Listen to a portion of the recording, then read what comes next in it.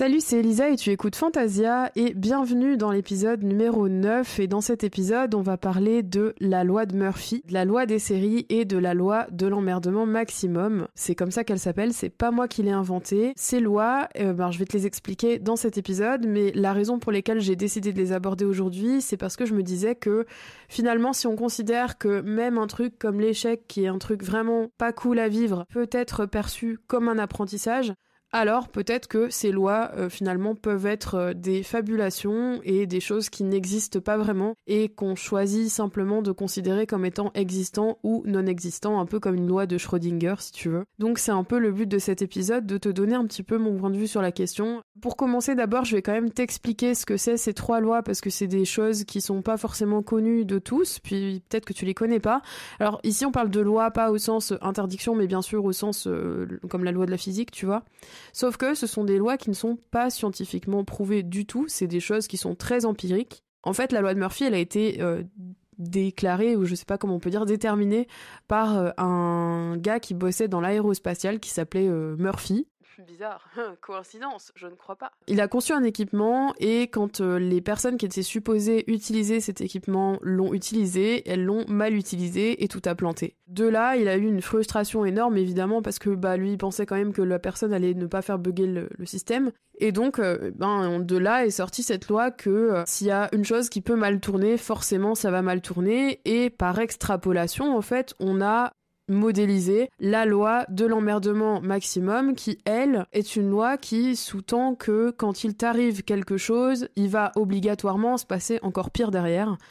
C'est un peu pessimiste comme truc. La loi de l'emmerdement maximum, elle est extrapolée en loi des séries. La loi des séries, il dit qu'en fait, les choses arrivent toujours par série. Le fameux jamais 2 sans 3. Donc, l'idée ici, c'est que ces trois lois sont un peu comme des légendes urbaines, quoi. C'est des trucs, on sait pas trop si ça existe ou pas. Je me disais, oui, mais finalement, si l'échec, on dit souvent que c'est de la perception que tu en as, que dépend le fait que c'est un échec ou que c'est un apprentissage.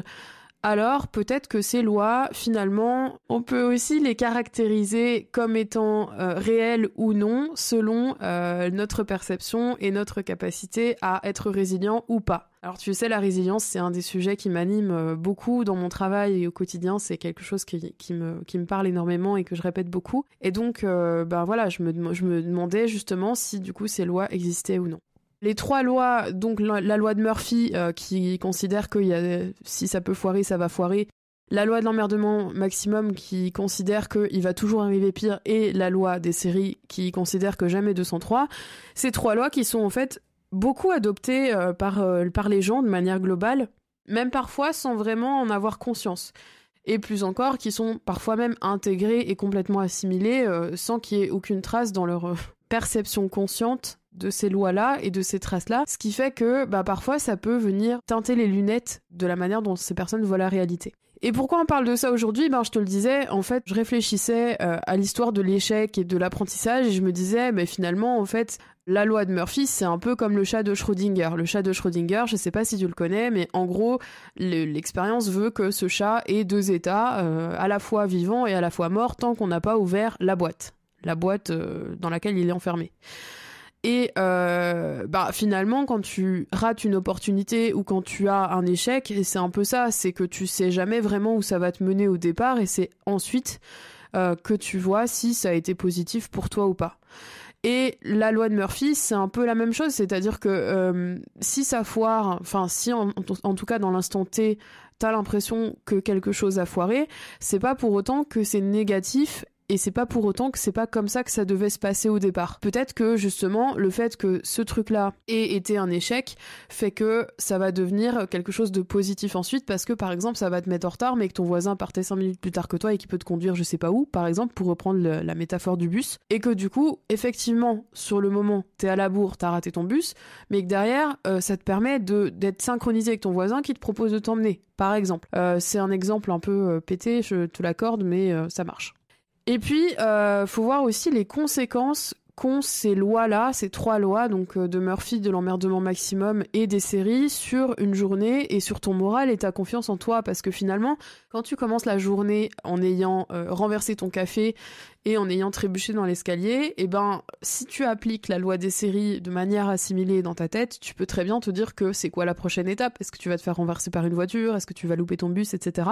Ce qui fait que finalement, tu te trimbales déjà avant même de faire quoi que ce soit et avant même d'avoir rencontré qui que ce soit. T'es déjà en train de te mettre dans un état d'esprit où t'es déjà en échec quelque part et où t'es déjà à voir le négatif, à rester dans le négatif et à pas ouvrir tes yeux à des opportunités et à du positif. Ce qui fait du coup que ces lois-là, elles ont quand même une incidence sur ton moral et ta confiance, que tu les adoptes ou qu'elles soient assimilées. Donc je pense qu'il y a plusieurs manières de les considérer. Donc ce que je te propose en fait, quand t'as une journée qui est un peu difficile, qui est un peu compliquée, où t'as beaucoup de choses négatives qui t'arrivent et où t'as pas de bol, c'est de modifier l'image que t'as de cette journée. C'est-à-dire que plutôt que de te dire que t'as une journée difficile ou pourri ou t'as pas de chance, etc.